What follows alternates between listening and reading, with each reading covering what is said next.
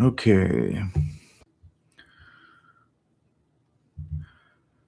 Well, hello everybody. It's your boy Antman, commish of the D12 2026 Fantasy Football League. Here to go over the basics of the league and, of course, get to the um, highly important draft order reveal. So we'll get to that in a bit. Just want to get started with some of our basics here. Um, as you can follow along, we're starting with the standard stuff here. Beginning with our trade deadline, going to be at December 12th, 9 a.m. sharp. We do have our adjusted veto powers here, though. If you can see on the screen here, I'm now pushing the authority of veto power to you guys as managers. So we will need a majority vote to confirm the veto takes place. Otherwise, these trades are, of course, going to go through. If you're not the type to use your vote and use your voice, too bad, so sad. I don't want to hear any bitching when the trades go through and you don't like what's going down. Straight like that. We're gonna go next to our waiver wire. We'll have another limit set like last season, a total of 70 acquisitions. With a little caveat here, players acquired through waivers must start within 3 weeks of acquisition or risk being forfeited off of your roster. This acquisitions limit and this extra caveat here, of course, will serve to kind of reinforce the idea that these moves you make on the waiver wire should be moves that matter to you and shouldn't be moves that you make just out of spite to prevent other managers from picking up anybody. So if we see any players you acquire through waiver wires, that are sitting on your bench for 3 weeks, um, come that fourth week, I'm gonna have a chat with you about pulling them off, and you're gonna have to go through that process again of reacquiring them if you're lucky. So yeah, just wanted to put that out there. I don't want to see anyone sitting on a bench and just hoarding players. Okay. Next up, very standard again, our roster limits. Want to go over this so everyone's clear on how many people we have on our roster. Excuse me. Total of 16 players, obviously, 9 starters and 7 bench players. You will have that one special IR slot for your man of glass, of course, whenever you need it. But to clarify here, because we had questions last season, in order to move that player off of your IR slot into your active roster, you will need to get rid of a player if you already have 16 players on that roster. Okay. So you have a total of 17 if you have someone in your IR, but in order to pull them out, you do need to get rid of somebody on that roster. All right. You can see the maximum allowable players for each position here. I'm not going to go through the specifics there. Pretty standard again. Um, Next up, we're going to be going through our actual draft day details. Now, as we all know, we're now doing an online draft, and to make it fun and interesting, we're going to actually be hitting downtown Fremont Street, preferably Circa, to hang out at the sports book. So if you can make it, great. It's going to be Saturday, the August 22nd, that evening. Okay, the time will vary a little bit. I know we voted on that, and it looks like we did vote for about 6 o'clock, but being that that's a little bright still out, we might not start sharply at 6. So just wanted to give you guys a heads up now. It'll be a little bit more tentative, during the actual draft itself. We'll go ahead and play it by ear, depending on where we settle and how long it takes to get settled. We'll go ahead and get it kicked off as soon as we can. Just wanted to let everybody know we'll be down again at Circa, barring any sort of live event, any sporting event, that everyone's watching down there. If we can gather some seats and just hang out, have some drinks and draft, that's what we're doing. All right. So looking forward to seeing all y'all that can make it there out to the draft day. Otherwise, I'll see you on the boards. Um, Next up, our league hangout. Now, a lot of us that did vote on this put down week 9, which is going to be the dates November 5th through 9th. As you can see there, I have every major game day kind of event listed. For the 5th, for example, is Thursday night football.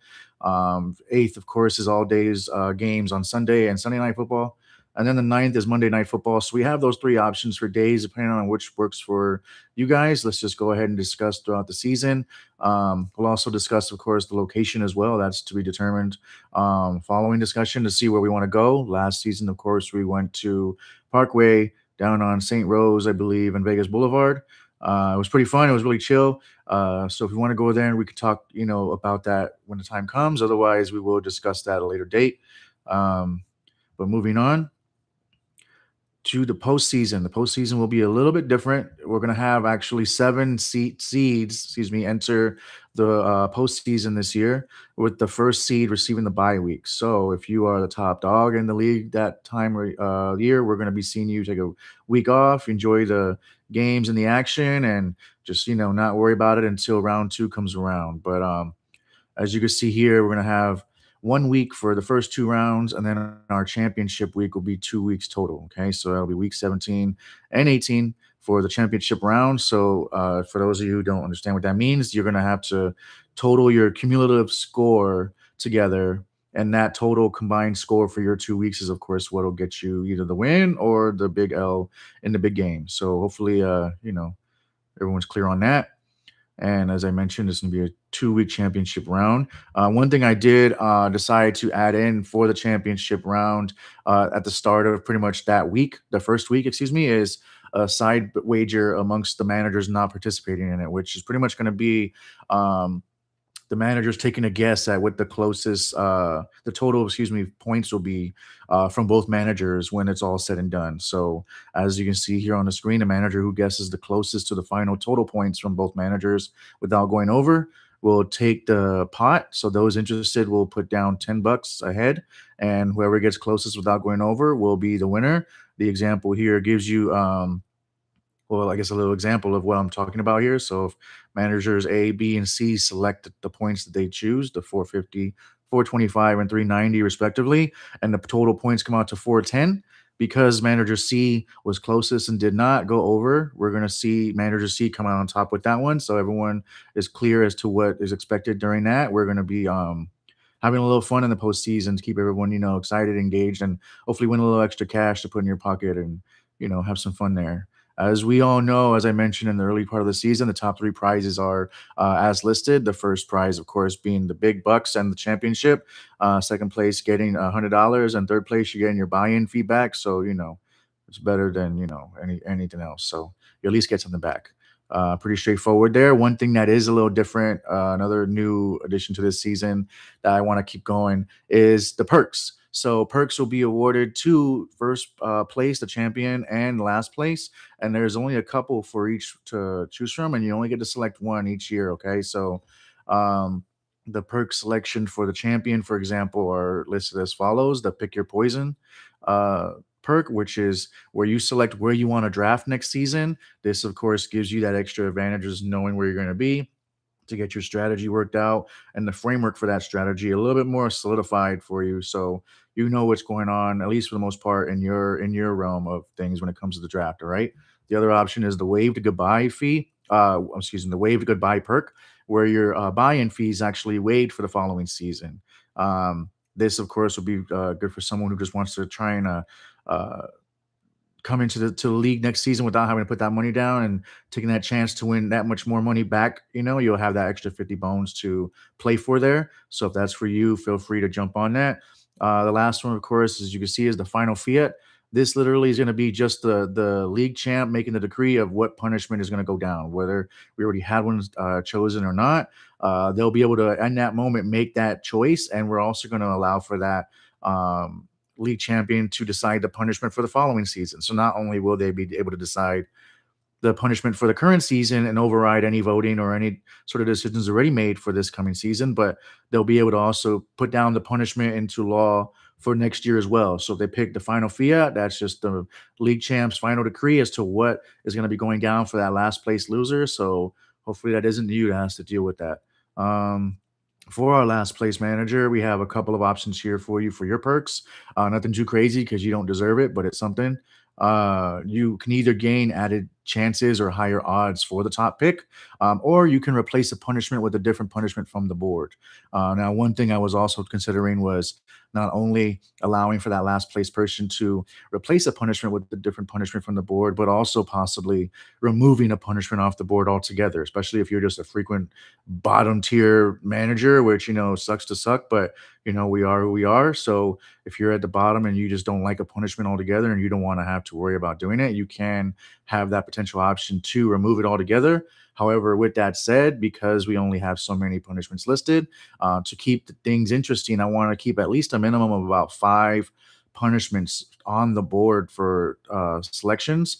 So we have a little bit of a variety when it comes to punishment time. Last thing I want to do is see someone just remove all the more interesting creative punishments just to keep the easy ones on the board for themselves. So if we do get to the point where we're at 5 punishments left and you feel like you want to remove one because you don't like it or just want to switch it up, we will need to work on adding a fifth, whether that's us as a group discussing, or if I just take it upon myself to insert one as I find them or come across them.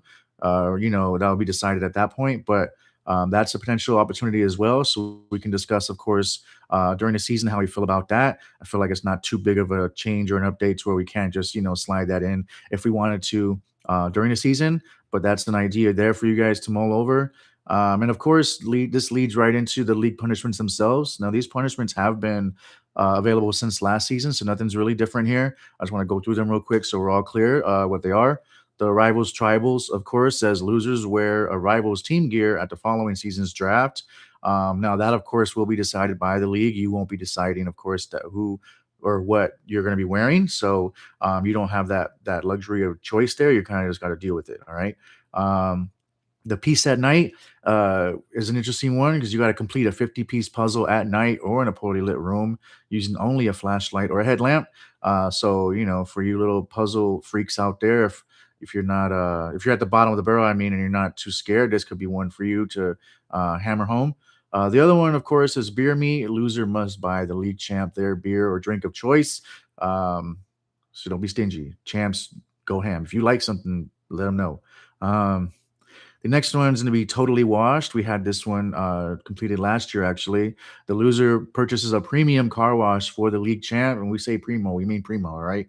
You want to see them in and out of that vehicle cleaning that bitch. So, um, yeah, take care of the champ when you do this one. If you do this one, you want them to really, feel like a champion and all that. So, next one is going to be losses or gains. This one's a really fun and interesting one. And you have pretty much the entire postseason to do it once the regular season's over and we of course find out who our last place loser is. You're going to be walking a mile for each loss during the season before Super Bowl Sunday. So out here in town, we got the wetlands, we got Sunset Park, Desert Breeze Park, we got all these places, the trails and stuff you can choose to go. There's all kinds of ways to be able to knock this out over a couple weekends, as long as you're dedicated to it, which you will have to be as a league loser. You have no choice. So tough. Um, Last couple here is me the fire breather punishment. This one was always a interesting one to me. Hot chip challenge, very straightforward. If you can't handle it, don't lose. That's just all I got to say about that because it's going to be a bitch. And then the last one, three's a crowd. I like this one because it gives people a little bit of a little extra power at the end of the season. The league champ, the winner's consolation bracket winner. So the loser playoffs, essentially whoever comes out on top of there, and the overall points leader of the entire league. Um, will reduce the list of punishments down to three choices. One, they will each pick one option, and then the loser must choose one of those three to complete. Again, with the added perks up here on the last sheet, you can, of course, replace a punishment if you so choose to do that. Um, Otherwise, if you do not, then whatever three they pick from this list, or of course anything else that may be updated on this list, you'll have to consider, and that list will shrink down considerably. So it does tighten up the leash a little bit for that last place person. If you wanted to go there, we could. Um, Again, as of now, punishments have been decided before the season via vote. That may very well change depending on, again, how the perks are chosen, whether the league champs decides to do it, or if me as commish, I decide just to lay it down and be like, hey, this season, this is the punishment. And then we go from there, again, with perks kind of updating or amending that, or we just, or not, and we just ride with that. So just wanted to break that down for you guys. Hopefully that wasn't too painful for you. Now, what I want to do is actually go to the wheel now and get to the actual exciting part of all this. Okay, so let's go ahead and do that. Share a different screen here. Sorry, 1 second.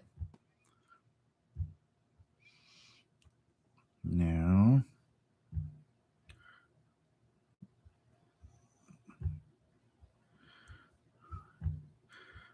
okay.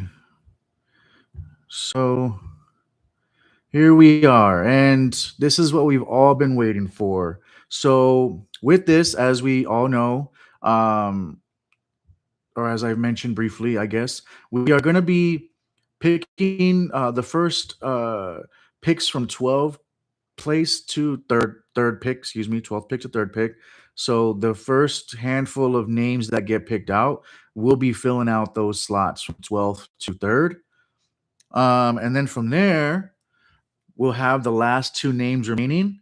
Those two names will be pretty much 50-50 chance to see who's going to be picked out for our first overall pick. So um, just to clarify one more time, the first few picks we start picking will go down in sequential order from 12th pick to 11th, 10th, and so on until we get to our third pick.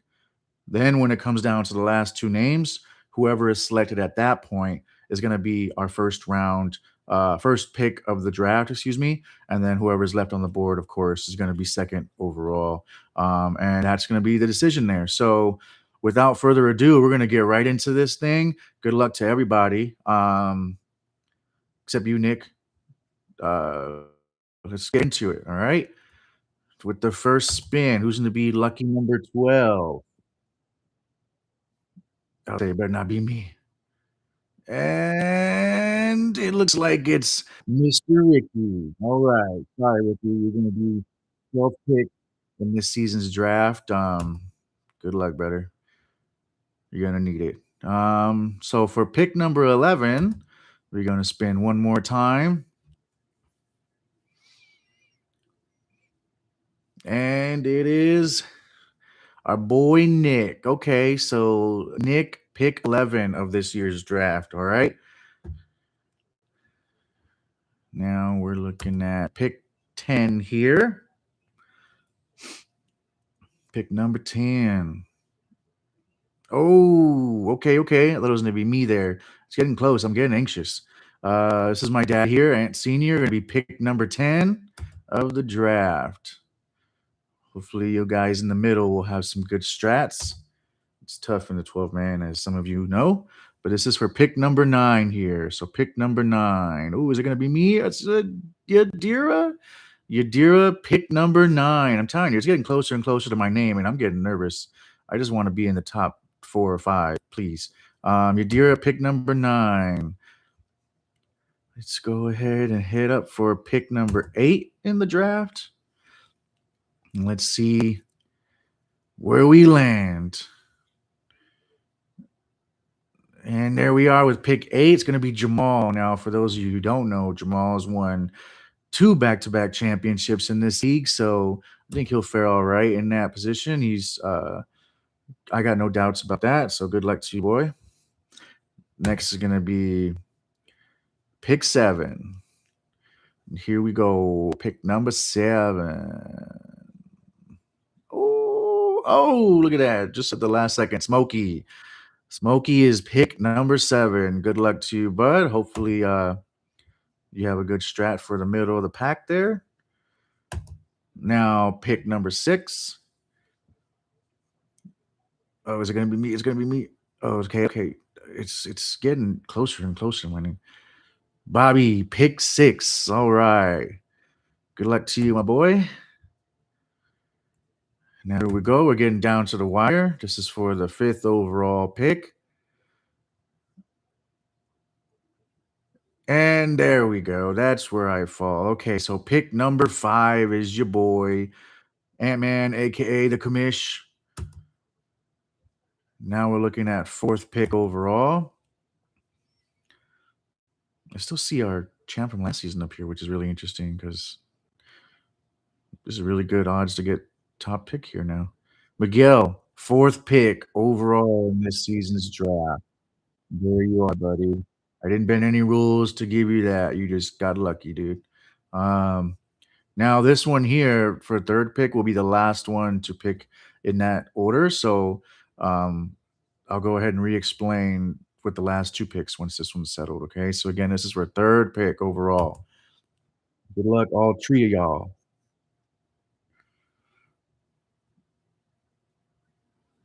And there we go. Uriel, 3rd overall. Okay. So now that we've gotten picks 12 through 3 figured out, I'm gonna explain again. Whoever gets selected here now is gonna have first overall pick. Now it's pretty wild that our league champ from last year is here and may very well get first overall, but here we are. No collusion, I promise. Everyone is treated the same. So I don't know why I'm doing that. But anyway, um, let's go. Good luck to both of y'all. Whoever gets first pick is just golden child here. Oh, and Mr. Cesar, you are first overall as the one of the newcomers in the league. So good on you, bro. Good luck with that first pick. Hopefully you do something really cool with it. Looks like that means that Travis, last season's champ, will be second overall. So that is going to be our rankings for this 2026 season. All right. It looks like, just to recap, we're going to have ourselves 12th pick, excuse me, Ricky. 11th pick is going to be Nick. 10th is going to be my dad, Ant Sr. Then ninth is Yadira, followed by Jamal at 8th, Smokey at 7th, Bobby at 6th, yours truly, 5th overall. Miguel will be 4th, Uriel is 3rd, Travis 2nd, and Cesar first overall in the 2026 draft here. So hopefully you got the spot you wanted. If you didn't, tough. Hopefully you can make it work. That's all I got for you guys today. So I appreciate you hanging out with me, bearing with me. Enjoy the rest of your day. Reach out to me if you have any questions. Other than that, I'll just talk to y'all on the flippity flip.